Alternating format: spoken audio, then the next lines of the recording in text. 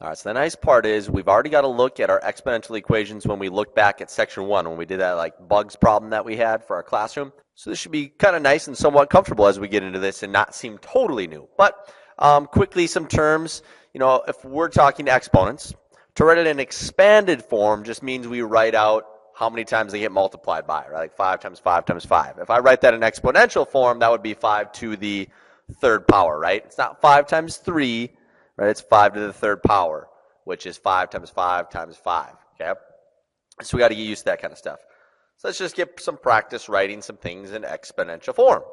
So in this case, we have 3 to the second power and x to the 1, 2, 3, 4, 5, fifth power. So 3 to the second, x to the fifth. And, lots of times when we simplify things like this, we would eventually write it as 9x to the fifth. But in this case, exponential form, we like to see our exponents, so we'll leave the exponents there for now. And the last two, we got 7 to the fourth times 2 to the third. Okay, just leaving the exponents. What about this? This is just times, times, times. So it's really just 1 plus x. How many times did they multiply? 4 times. That's really to the fourth power. Okay, so something kind of new. And we'll look at that kind of stuff later when we're talking polynomials. All right, so let's write an equation. And how did we do this before? Remember, we looked back at our recursion, and we dealt with our start and our change, or our rule. And let's list those things here. So the start in this case, well, it's starting x is 0 when the y is 3. So we always look when x is 0. That's for the start. And I may make note of that. Start's always when x is 0 when we're looking at a table of values because it's the y-intercept. And the rule, and we did this the other day. Remember, how do we find the rule? Well, we take the ratio of the newest term over the previous term. And when I say the ratio, we're really doing what operation? Yeah, dividing. So I would take 1.5 divided by 3. And I could take anything. I could do like 0.375 divided by 0.75 as well, as long as I'm doing it to the previous term. And we'll find out that we're 0.5 because even though some of you might say, yeah, we're dividing by 2 each time, right? Dividing by 2. We don't want to use division. We want to tell what am I doing with multiplication? What am I multiplying by each time? Well, I'm really multiplying by 0.5. That's our rule, 0.5. Okay, so always think of it in terms of what are we multiplying by each time. And to check, remember, just grab any term and divide by the 1 in front of it. Okay, so now that we know that, how did we write an equation for this? Well, we always start with y equals, right? So how are we going to find that y? And we always start with the start. So 3, and what are we multiplying each time? By 0.5. And just think, every single time we're multiplying by another 0.5, and then by another 0.5. So when we're looking at x to the fifth, we really multiplied by 0.5 5 times. But we had to end up doing it 5 total times to get there. And we started with 3. And so where would that 5 go? This is really 0.5 to the fifth power, so that's where our x goes up here, right? Because whatever we're trying to find. So for the fifth term, I would put a 5 in there. If I wanted the 10th term, I'd put a 10 in there. So we put in the x. So the x goes into our exponent. And so here's that formula for it. So equations that contain an x in the exponent we call exponential equations. So the a is always the starting value. The a is the starting value. So if the a is the start, the y is really the new value, whatever you're trying to find. And then we say a times b to the x. And that b is going to be, it's the base, but really it's that constant multiplier, the thing that you're constantly multiplying by, right? It's the rule of your recursion.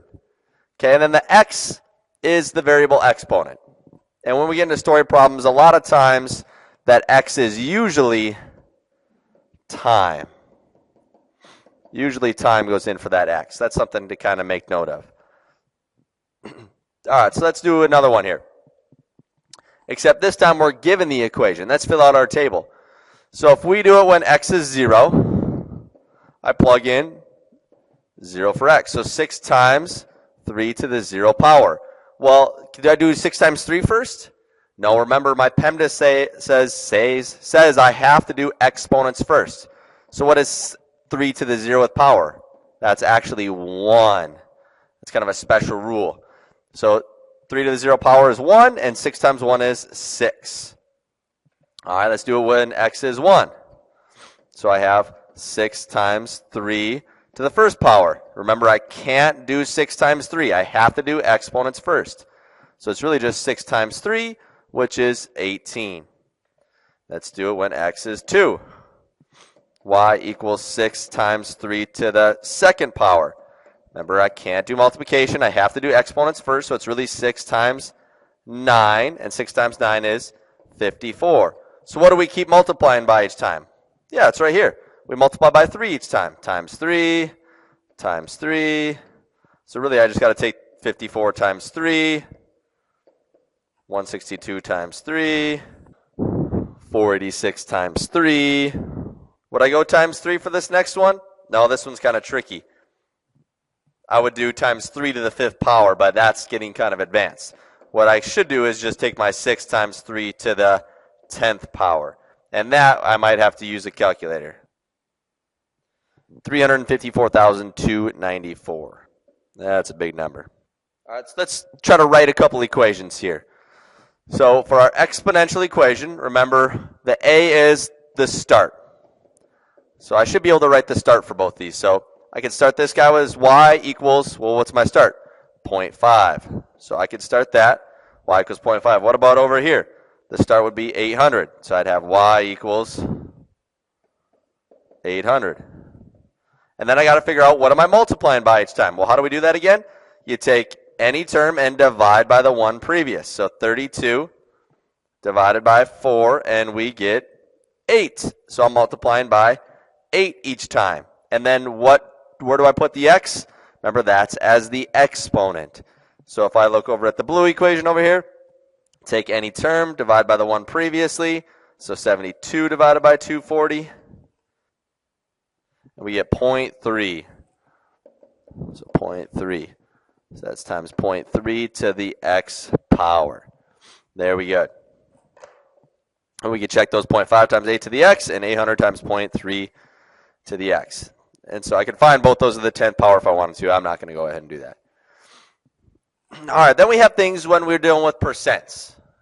Okay, so if we're dealing with growth, we call this exponential growth. So that means it's a percent increase or a percent growth. And that can be modeled by this equation. And this should make sense because we have our start, which we did this before. There's our start.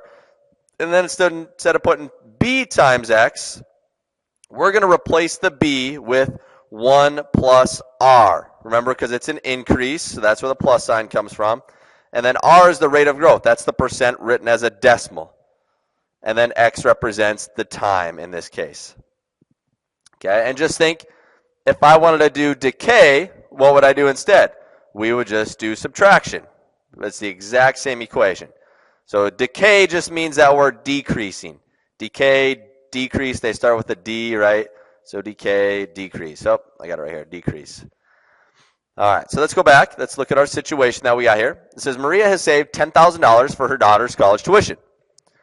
Plan B would allow Maria's money to grow by 5% each year. Let's write it as an exponential growth equation. So think, here's our start, 10,000. And we always say y equals to get our new value. And then we take it times, well, what would we multiply by if we're growing by 5%? Remember, it's 1 plus that rate as a decimal. Well, what's our rate as a decimal? 0.05, right? You have to move it 2 to the left. So it's really 1 plus 0.05, or 1.05, and then to the x power. Maybe I'll just write that 1 plus 0.05 up here so we see that. So there's our equation. And then we could use that equation to find any answer. Remember, we could have this fancy way to type it into our calculator, but isn't it much easier if I just have an exponential equation to use, and I could just say, 1.05, and just put in, if I wanted 10 years, what would it be? That seems much easier. Okay, and the same is the case if it depreciates or decreases. So example here, a car's value depreciates, so it's going down by 12.5%. So here's my equation. Y equals our starting value, so 7,000. And it's going down, so we got to go 1 minus our rate as a decimal. So move it 2 to the left, so 0.125 and to the x power. So let's simplify that. It'd be y equals 7,000 times 0.875. And then it says, what would the car be worth in 5 years? Well, where would I plug that 5 into? Remember what represents time? Our x does. So then I could just go to my calculator. And remember, if you don't have a fancy calculator where you can type all this in, you'd have to do 0.875 to the 5th power first, right? I can't multiply first. But I like to just type it in all at once so I don't make any mistakes, because your calculator will actually follow the order of operations for you, which is wonderful. And to the 5th power, and there we go. So $3,590.36. And it should be less than our initial, right? Make sure your answer is reasonable. If you get a number that's bigger, that wouldn't make any sense because it's depreciating. So $3,590.36. Okay, so make sure your answers are reasonable, always. All right, let's just set these up. We won't actually solve them, but just be careful. You just have to read carefully. So a famous piece of art appreciates, so that means it increases. So that means we're going to use our 1 plus r, right? So we go y equals, take our starting value at 10,000, and then 1 plus the rate, which is 2.5%, so move it 2 to the left, which would be 0.025, and to the x power. Okay, whereas number 2, it says depreciate, so it's going down. So that means now we're using 1 minus r. So 12,000 is our initial, and we would go 1 minus 9% as a decimal, which is 0.09 to the x power. And remember, y equals, okay? So just get used to using that form, that y equals a times b to the x. And if you have percents, instead of using b, we just use 1 plus or minus r. Plus r for growth, minus r for decay. And that's it.